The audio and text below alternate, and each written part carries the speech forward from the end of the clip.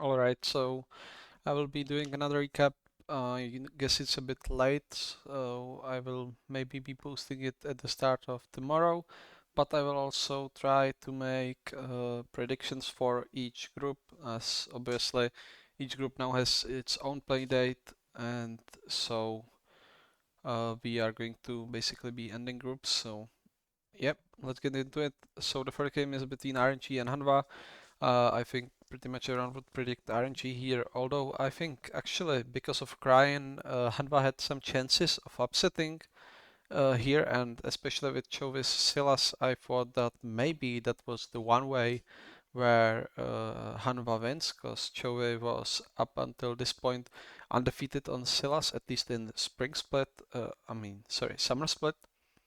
And yeah, but I guess Morgan is just I feel like whenever Hanwha and RNG are going to play, it's going to be if Chove can abuse Cryan more, then Xiaohu can abuse Morgan. But it seems that Cryan, especially on his Twisted Fate, I would really like in their rematch for Hanwha to ban this champion out.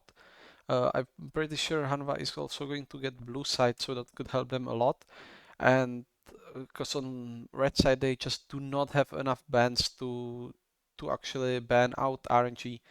And yeah, Morgan, even on the broadcast, you saw that fail flash where he just randomly flashed. No one was even near him. He was just farming on side lane and flashed. So Morgan is really, really bad. I think he's maybe the worst player, or definitely the worst player on one of the better teams. And I think also definitely the worst player at Worlds, the main stage, of course.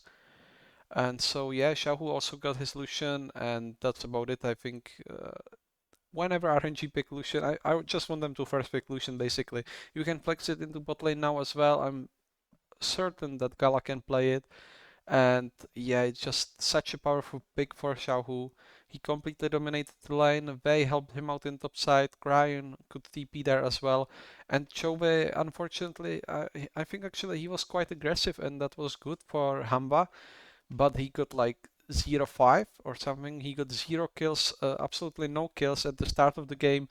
And then when he finally got some kills and got back into the game, it was just simply too late and too little. And yeah, despite some comeback possibilities, also, of course, everyone was memeing the death build as well. So yeah, I'm looking forward to the rematch. As far as the draft goes, I think RNG won the draft pretty hard. I loved to see the set. I was talking yesterday about how there seem to be no Leona counters, and how I hope teams are going to prepare more Leona counters, and set certainly can be one of them, and it was one of those champions that I wanted to see, so good here. And also we are seeing some Viego resurfaces. I think most team consider him only pickable into Lee Sin, or mostly pickable into Lee Sin. So that's one matchup which I think is pretty good for Viego. So maybe we are going to see more of it, and the teams on red side are going to drop the Lee Sin ban altogether. That's one adaptation that at least some teams could and should, in my opinion, do actually. Teams like FPX, for example. Then second game is going to be Mad Lions versus LNG. And yeah, basically after this draft, I predicted LNG to win, and it was a stomp 26 minutes and 27 seconds. Although there were not that many kills, at least until like the 15-minute mark or something around there, man, LNG were just so control. Oh, actually, no. Didn't LNG have like 8 kills? Yeah, I'm trolling. Yeah, LNG were killing Mad Lions, and I think actually Mad Lions were moving around the map much better. But the composition difference here is just insane. Uh, Armut, as I was saying, Armut in my opinion is just two trick Gnar and Wukong. Here he didn't decide to pick his Wukong. Instead, he opted into Gnar as it's an easier blind pick, not as hard counterable as many other champs. And then they traded the Lee Sin for Elioya. Lee Sin for the Xin Zhao. And another pick that I like for Elioya, but I mean, it's kind of hard because actually I shouldn't. Wait a minute. Didn't I look at something else? Something better? Yeah, this is better, right? Okay, we're switching now, all of a sudden, I guess. Yeah. Anyway, yeah, so as you can see, they first picked the Rise, which I think is good, but I mean, why are you banning LeBlanc in that case? Because Rise is the counter to LeBlanc, so I think this ban could have been easily dropped. I guess this wasn't. I think Misfortune ban could have been dropped as well. And then they banned Twisted Fate, that's fine, Yume, that's fine, and Name, to prevent Delusion pick. So they pick like the strongest mid jungle duo, and you respond with Gnar and Xin. So I think Xin is simply not good enough into Lee Sin. You have to come up with something better. Xin is fine if you just want to blind him, but if they already have Lee Sin, I think you have to go for something more punishing, something alongside maybe Trundle, or maybe try the Vego as shown in this game. As you can see here, instantly picked into it. And then they pick Syndra, and oh my god, I loved this from Icon. I was a bit worried because Icon does tend to play, does tend to int a bit, and so I was worried that the Humanoid would just run him over. But no, Icon played the matchup pretty well, and yeah, I mean, Syndra and Orianna are the two counters that we haven't been seeing much into Ryze, and why Ryze had such a high priority. But this was great, and then they banned two supports that are okay into Leona, or at least in their eyes. I don't think Rakan can be played into Leona, but most teams do at Worlds. And then they blinded the Camille, or no, blinded actually. They picked it into the Gnar already.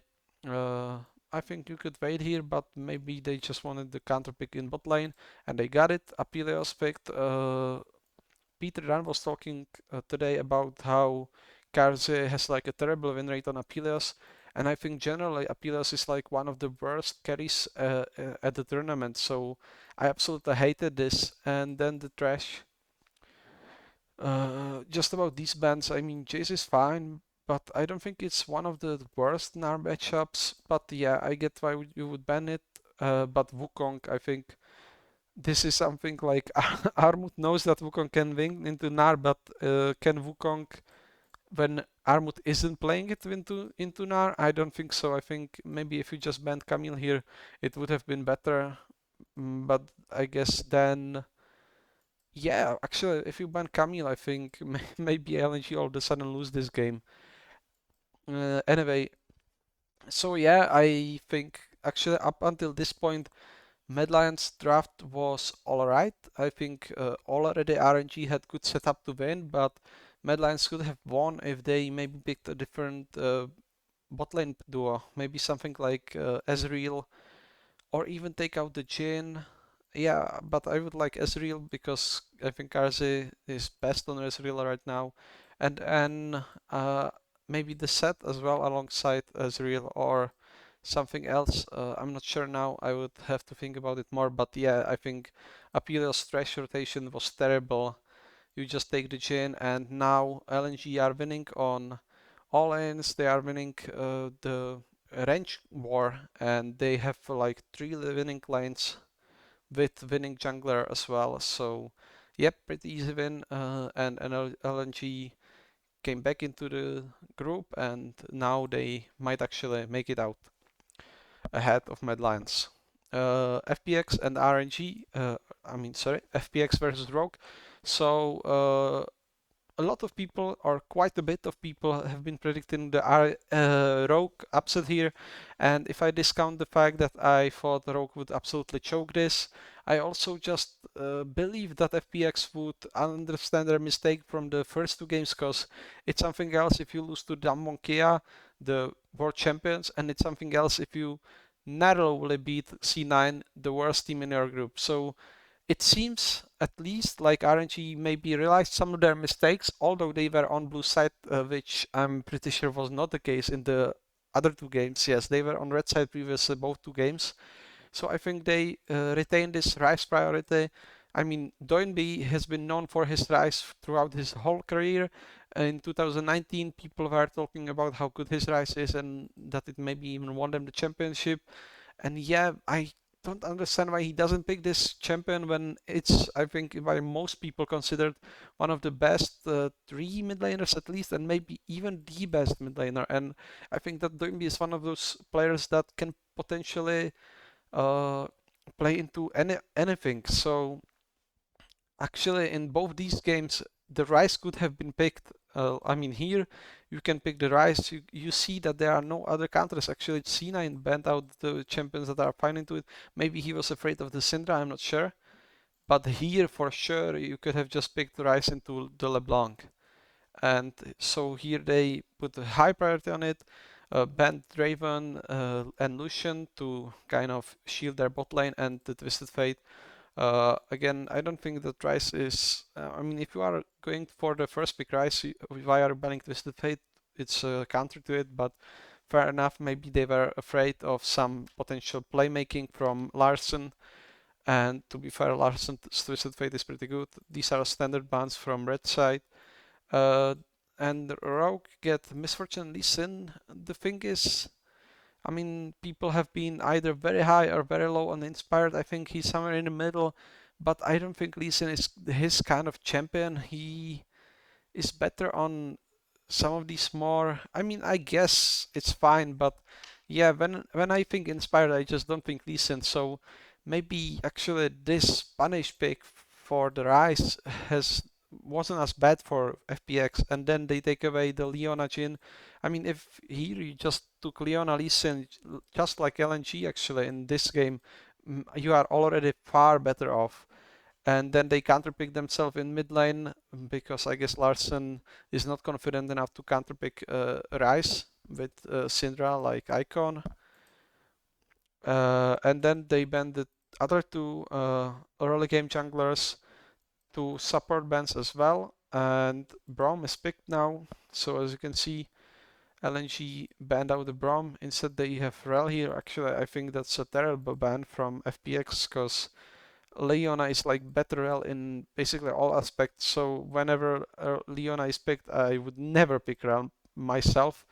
And if they did, I think they would get stumped even more. But whatever, Braum, all right. And you get Chase, a nice blind into top lane, and the Viego as an answer to Lee Sin, which again is something that has developed over this day. I feel like it started on day two as well, but day three definitely kind of solidified Viego as the pick that teams go for after if Lee Sin is open and picked by the enemy. And there's Rumble. I mean, I heard someone talk about this. I get it, okay. At his like highest point, I think when Odamni was considered maybe better than a lot of these Korean top laners, he was known for his cannon and his rumble. And I'm pretty sure when he qualified as well, he played a ton of rumble. And it actually made sense in their game against Cloud9 here, where they also picked the rumble late. But you had Quayana. I mean, Rumble Quayana was the duo which basically made the Ramonte and Hune synergy. Sorry, not Hune. So it makes sense here. You have also CC in mid lane, and these two are kind of whatever. But here you have no CC on Misfortune, no CC on Lee Sin. Okay, Lee Sin has kickback. That's not a hard CC. LeBlanc has to wait for her chain, and Braum can give you CC, but once again, it's kind of situational. You have to proc it. So here, why aren't you picking something else? I mean, I think Set is actually playable into Jace. Maybe you could even go into the Gnar. Okay, it's not a good matchup, but it's something. Maybe, I mean, if it was Armut, he would go Wukong here. And I mean, I think also some Korean top laners would probably go Wukong here as well. Just something tanky. I mean, you can even go Malphite to be honest here. Although it's not the greatest against Ryze, you are absolutely destroying the life of Jace, Viego, and Jhin. And the only good thing about Rumble is that he can ult on top of Jhin when he is ulting, but is that enough? Also, Misfortune and Rumble, you would think that they are synergizing together, but actually it's kind of a counter synergy, because if both are ulting, then of course the enemy team can expand flash, because you are flashing for two ultimates, not just one.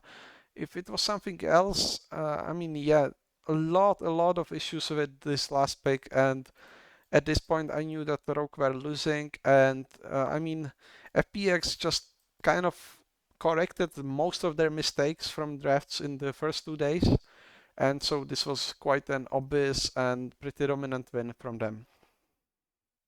PSG versus Fnatic.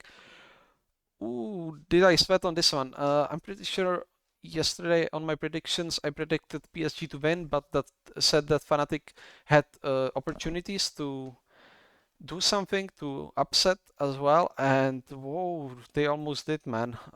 I mean, it was on the Strindermare and on Niske. This is, I mean, okay, a small confession from me.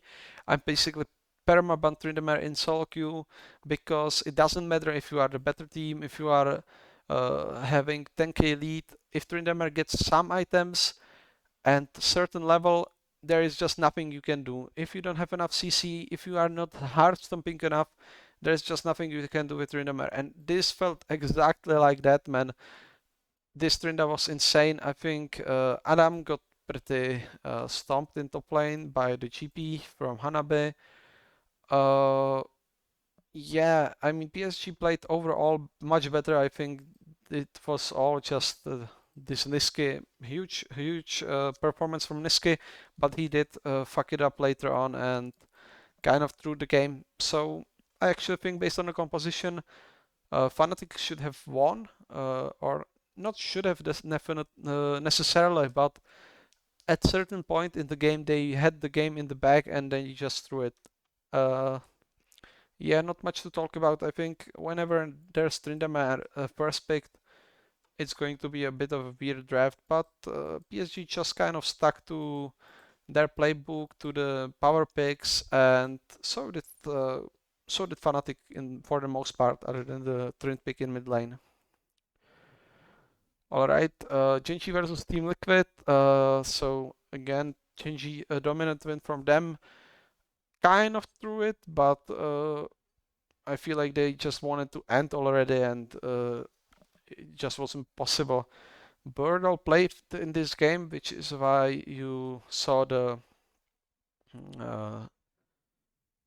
saw the Camille in top lane from him. I don't think he had the best performance, but uh, yeah, I would like to see Rascal back. I think like if they just had Rascal top lane, this game would be over in 20 minutes and they wouldn't throw so much. Huge performance from BDD again. I mean, I don't know what's happening to BDD this tournament, man. I really thought he was washed up. I did not trust him at all, but this guy is just solo carrying the whole fucking team. He's just insane. And yeah, that's pretty much it. Just about the bans, I think Azerban obviously against BDD. The Yume Lucian are standard. LeBlanc, pretty standard. Xin and Lee Sin are, I think, a bit. They feel like you are afraid a bit too much. I think the Xin could have been left open. I mean, Trundle is fine into Xin Zhao. But I guess because Santorin is like the by far the weakest part of Team Liquid, in my eyes at least, I actually like these bans because you are targeting their playmaker, and Santorin definitely doesn't do very well on some of these picks like Talon, which we had already seen yesterday. And yeah, when it comes to the other picks, I mean, here I'm not sure why you would take Amumu when Leona is still open, but whatever. Here, I think the Sejuani was picked too early and rightfully punished by the Trundle pick, which is a very nice counter. And once again, I'm going to say, I think Trundle should have much more priority in jungle. He can actually be flexed into top lane and maybe support, although he obviously got nerfed quite a bit there, and mid lane as well. especially if, I mean, if you are going to play Tryndamere, Silas and stuff like that in mid lane, then Trundle can definitely go mid as well. But yeah, I feel like actually Trundle beats Xin for sure. I'm pretty sure he does pretty well into J4. And the only issue then becomes Lee Sin. Uh, and yeah, this Shen pick was, I mean, I guess TL were playing against D1 at some point since they both picked the 6 Shen. And mm, uh, uh, anyway, uh, what's his name? Alpari picked the other side of this Jax Camille matchup. Obviously, he is very knowledgeable about this matchup, but he did not play against Gadem Armut, so he was not able to win this matchup hard enough. And Burrow played it pretty well, to be honest. He still got some advantages, Alpari that is, but it was not enough to overthrow or overshadow the gap that was mid lane. DK versus C9. Actually, I haven't seen this game and I'm not going to comment too much on it. I feel like, yeah, I mean, C9 are just struggling and DK are playing very well. That's about it. DK had a very standard draft. They got like one of the top 3 mid laners. Twisted Fate for Showmaker is, what do you call it? It's one of the most picked champions for him. Definitely a pick that he can pull out anytime. Graves to give to Khan is also, I think, very good. Khan has played his Graves very well the first time we saw it, and I feel like Khan has some of these kind of lapses of judgment where he can end lane, but Graves prevents most of that. So I like to see Khan on Graves. And the Jhin is, I think, starting to gain much more popularity, especially into the Misfortune. His long range alongside his utility is just such so good, you know. He kind of fulfills the same role that Ashe did before the nerfs. And Ryze picked as a counter to Twisted, that's alright. Trundle Nautilus banned, but this Qiyana pick, I'm not quite sure. I just generally don't like Qiyana jungle, to be honest. And since you already know they have Twisted Fate, they have Grace, they have Jhin, you know this is going to be a lot around. I mean, both teams want to play a lot around jungler here. So why aren't you just taking this Xin away here? I mean, DK kind of fucked themselves. They banned J4 and Olaf here. If you just take the Xin, what are they picking? I mean, I guess Canyon goes Qiyana himself, or maybe they flex Graves into jungle. That's like one option that you might be afraid of. But I think regardless, you have Leona, you have Xin here, you have Ryze. All of a sudden, C9 have some counterplay. Nope. Instead, they take Qiyana, and I don't know. Blubber is pretty bad, to be honest. Rel, since Leona is picked again, I don't like this pick, but it didn't matter in the end. And Jax picked into the lane as a counter to Graves. Unfortunately, this time it's Khan on the Graves side of the matchup, so he's not going to get solo killed twice and just in the whole game away like Odomni. And the last 2 games of the day, I'm actually completely going to skip this. I think like DFM are by far the worst team in the tournament, and actually they had some interesting picks, but it's just not enough. EDG, in my opinion, right now, the strongest team versus DFM, in my opinion, right now, the weakest team. So draft almost doesn't even matter here. It's just all about the finger gap. Yeah, that's about it. And 100 versus T1. So I came back for this map. I didn't see these 2 games. I will have to rewatch them before making my final decisions on the predictions. But as far as this goes, yeah, I mean, T1 just stomped this draft, didn't they? Graves, Jace, Yume. If you are forced to ban Yume from blue side, you know your team is probably in a bad position. J4, Lee Sin, Ryze.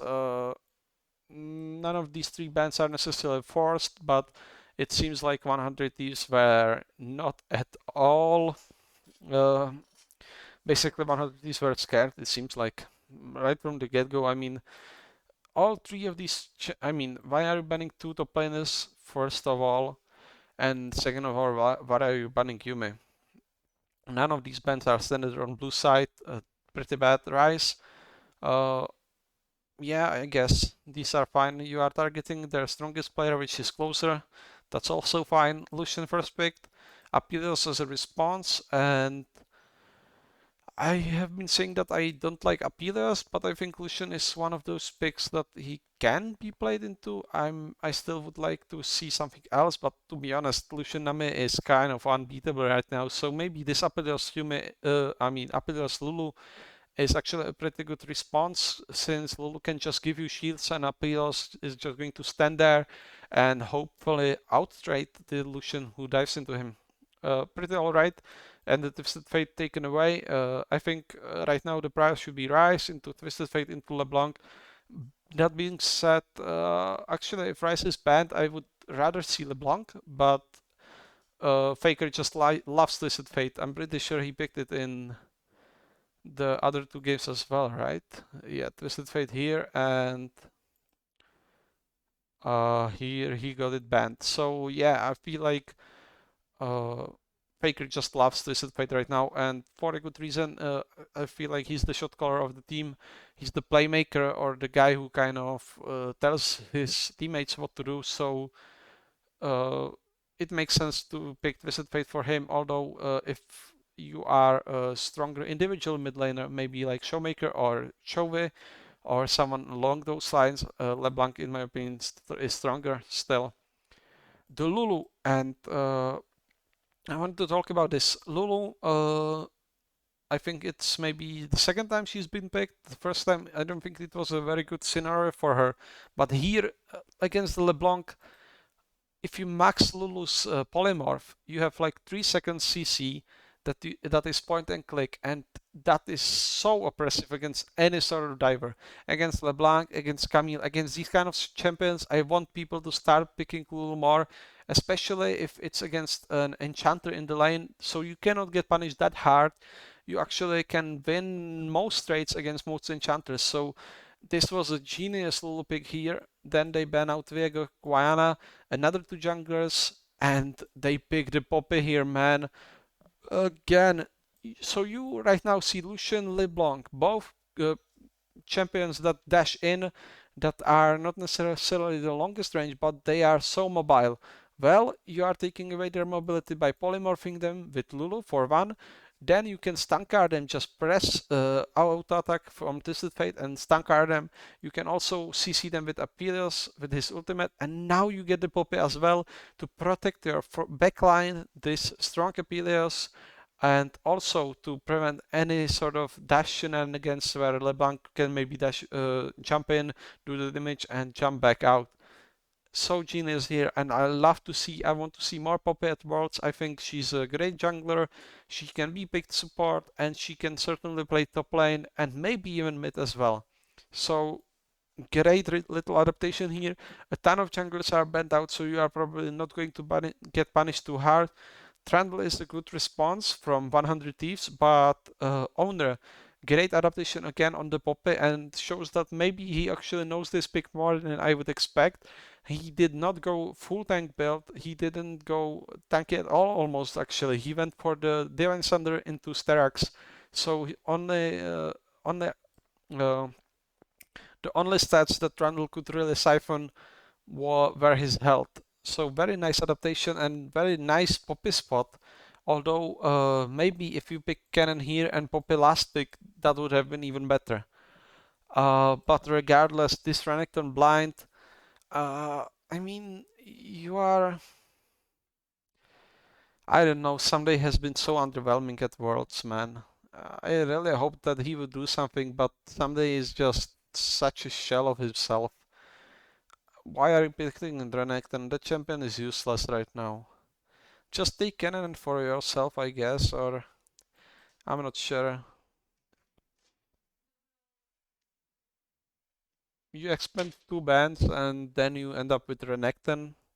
That's so sad. And yeah, Kana just takes the cannon into it and absolutely stomps on the entire game. Kana probably the MVP of this map. Yeah, and I actually really like T1 drafting at World so far. They can overstep a bit, but their drafting is so dynamic. I really like it. Yep, so I'm not going to do the prediction right now. I'm going to do it in a separate video as uh, I want to do each day and each group by themselves. But yeah, thanks for watching. This has been a bit shorter. I tried to talk a bit less today because I feel like 1 hour is a bit too long for the average viewer. And yeah, have a nice one.